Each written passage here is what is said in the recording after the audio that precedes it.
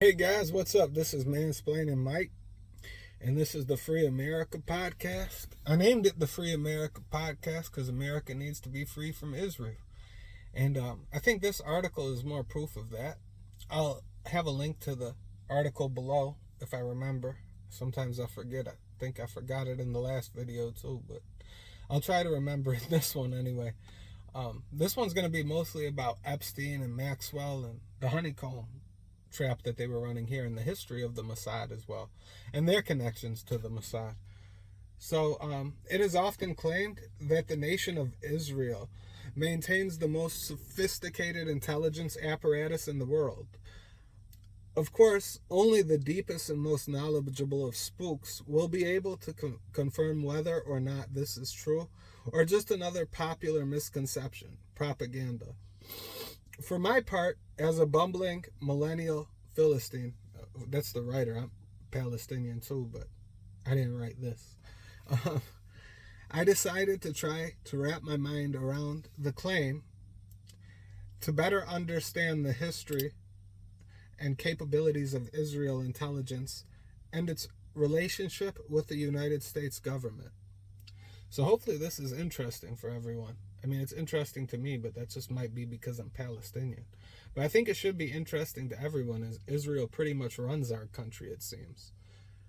So let's talk about the Mossad. Mossad is Hebrew for institute.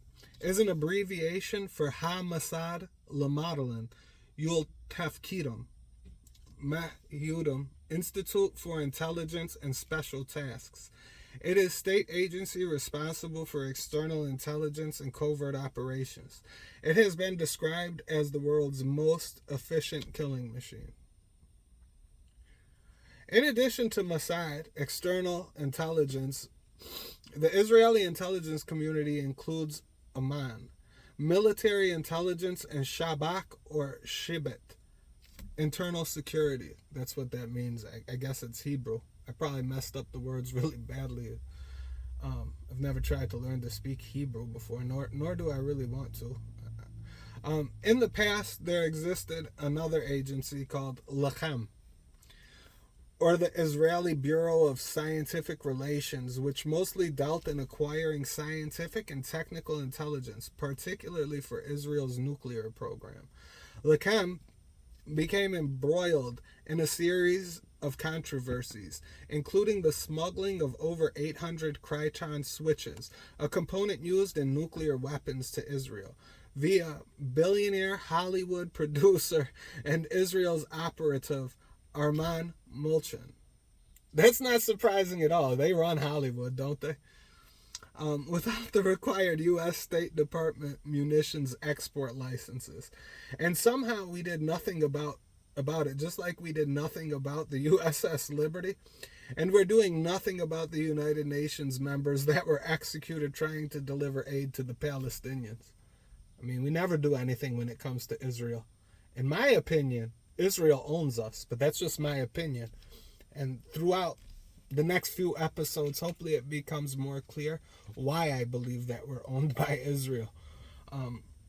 This might be explanatory enough for most people, but Lachem was disbanded in 1986 following the famous arrest of Jonathan Pollard.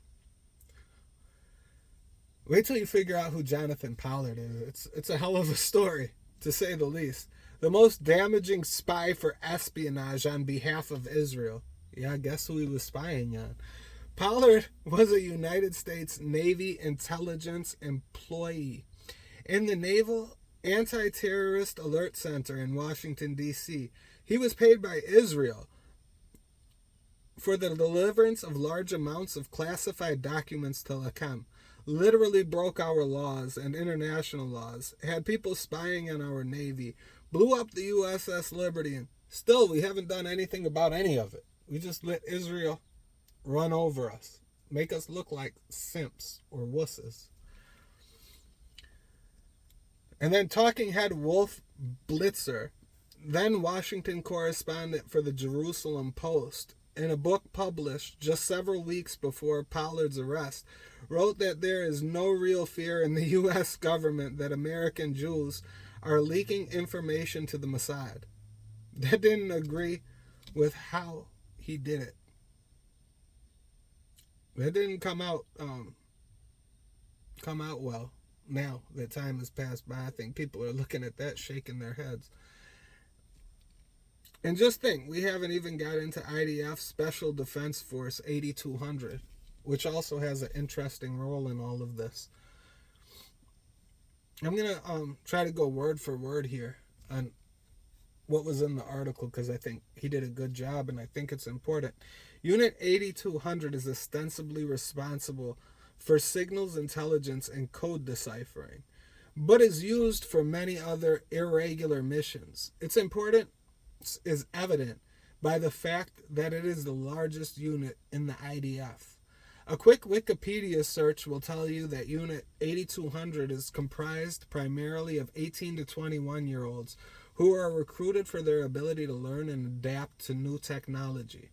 What Wikipedia doesn't tell you is that these young spies are then dispersed, flooding the tech world and others, creating firms of their own, as was reported by Mint Press News. Alumni often go on to create tech companies that frequently maintain their ties to Israel intelligence. And according to Israel, media reports and former employees often blur the line between their service to Israel's defense intelligence apparatus and their commercial activity. Since 2012, cyber-related and intelligence projects that were previously carried out in-house by the Israeli military and Israel's main intelligence arms are transferred to companies that in some cases were built for this exact purpose. So these companies are acting as arms and branches of the IDF, pretty much. In some cases, managers of development projects in the Israeli military and intelligence arms were encouraged to form their own companies, which then took over the project. An Israel venture capitalist familiar with the matter told Calculus Tech. Some of the companies with ties to the Unit 8200 include Adalium, Angus Cyber Security, Audio Codes, Checkpoint, Cloud Endure, CommScope, Cloudinary, Satira Network, CyberArk, CyberReason, Forder, Gideon, Gillett, LeadSpace, NICE, NSO Group, Palo Alto Networks, Prime Sense, Radware, Waza, and Wix. I think I've heard of Wix. I'm not sure. This list is only a small fraction of the companies known to the Unit 8200. So this Unit 8200 has infiltrated a lot of private companies, it seems like. Well, a lot of them. The ones I named and more, for sure. While it may seem like the young intelligence assets are just all joining harmless tech, the truth is that many of these companies and all above list is far from exhaustive. They have access to high amounts of data from me and you, data that's shared on the internet by places like Google. A lot of them dealing with cybersecurity specifically. Let's get into the Maxwell family. You guys remember Jeffrey Epstein? You guys remember that guy, right? Well, this should get interesting. I mean, we're going to talk about how he's connected to the Mossad and how Ghislaine Maxwell was also connected to the Mossad. Robert Maxwell is her father. Just keep that in mind.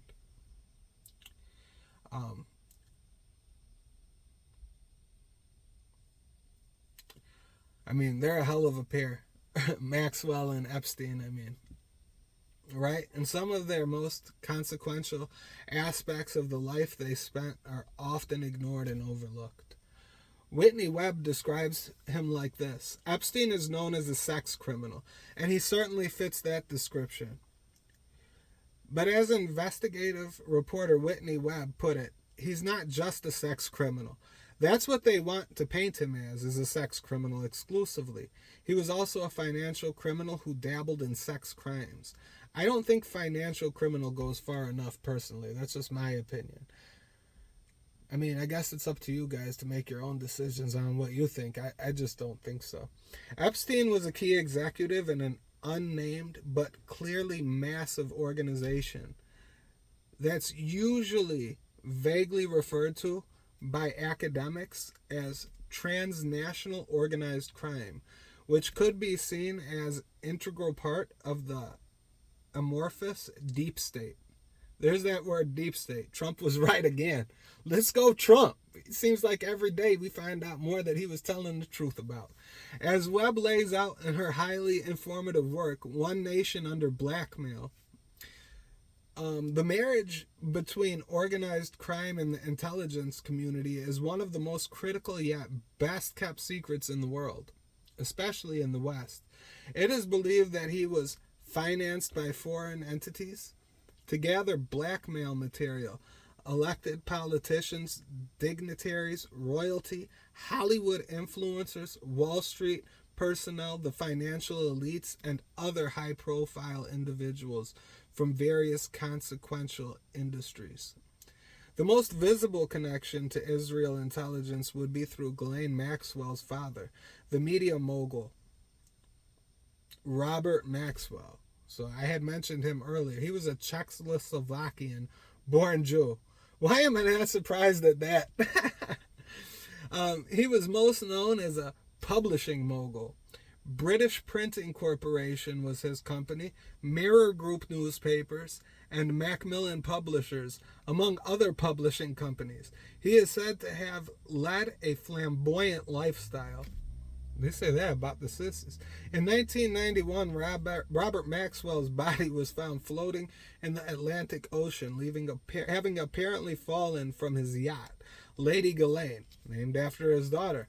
That raises the questions to me anyway. Was it suicide or was he suicided? I would go with he suicided. Those were my words right there.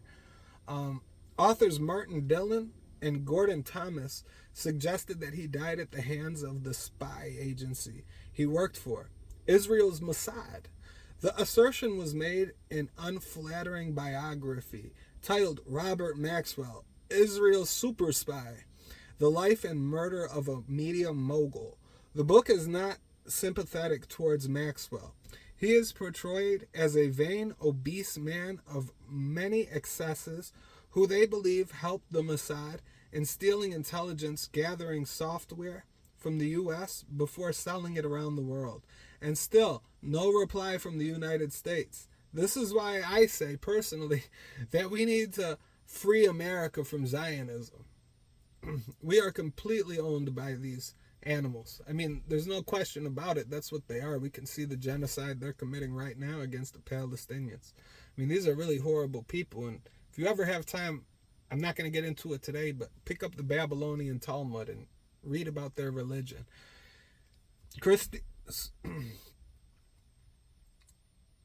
So there was also other siblings to Ghislaine, like Christine and Isabel, Ghislaine's twin sisters.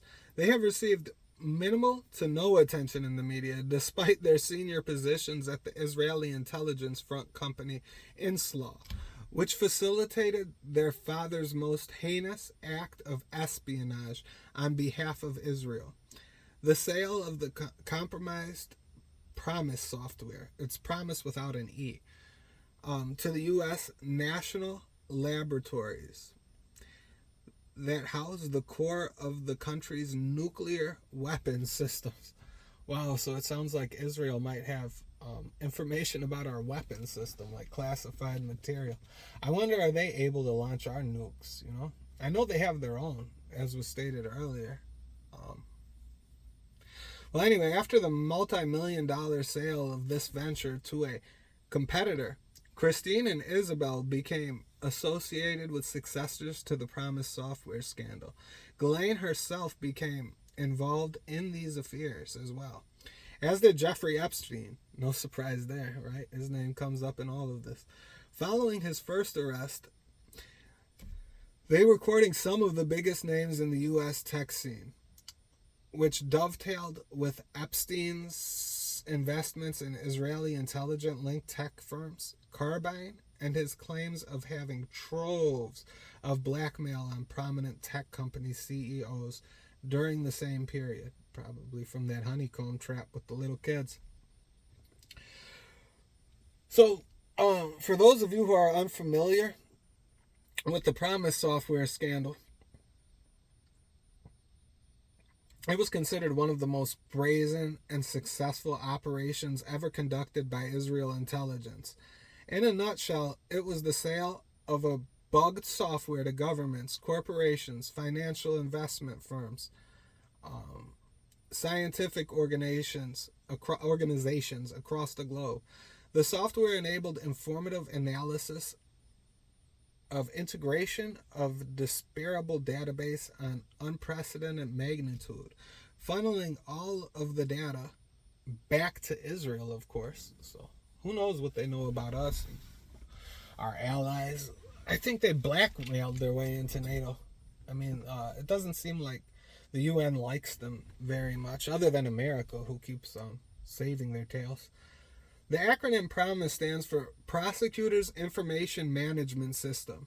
In 1982, INSLAW leased its revolutionary software to the U.S. Justice Department, then headed by arch neocon Edward Meese III. It always comes, man, neocons are the same as, they're the same as liberals. You know what I mean? Like a neocon and a liberal, it's all the same party. We're in a one-party system right now. MAGA would be considered like a third party at this time. You know, it's like the only opposition to the uniparty. Brian and Ethan, who are two more of Ghislaine's siblings, I think this would be her brothers, came up with the idea of installing a trap door or back door into the software. The plan would entail the sale of software across the globe, providing Israel allied elements of the U.S. security state with a digital peephole into the affairs of their enemies and allies, while also taking a tremendous profits in the process. Suffice it to say that Eitan and Brian Meese collaboration did not go well and led to INSLAW's bankruptcy. Displeased with Brian and Meese, Eitan approached the man he believed could most effectively promote the software. I don't know if I'm saying these names right. That's why I keep pausing and slowing down. His name was spelled Eitan. So I don't really know how to say his name. I'm assuming that's two more of Maxwell's siblings. I think she had 9 in total. So there were 10 of them. Maxwell is widely believed to have been recruited in the 60s. Agencies in question include the Mossad, M16, and even the KGB, so they were talking about the father, Robert Maxwell. One of these companies, a computer company called Degen Systems, had been used for years to hide the Mossad killers who kidnapped and killed people in Africa and Latin America. They marketed Promise through Degen and the litany of Maxwell-owned companies, Israel and abroad. Maxwell's involvement was so successful that Israel intelligence soon had access to the innermost workings of countries and governments that were infiltrated, like Chile and Argentina, where it was used to facilitate the mass murder of dissidents. Israel now had a ceasefire flow of classified information pouring in, but there was specific information it was looking for. This was all occurring in 1984, concurrent with the Rafi Eitan's. So that wasn't one of the brothers. This is somebody else who was involved. I'm sorry about that. I gave bad information earlier. Most notable controversy, the handling of Jonathan Pollard. Oh, okay. So, Rafi Eitan also had something to do with Johnson Pollard. It seems like he was his handler, an American who was divulging U.S. nuclear secrets to Israel.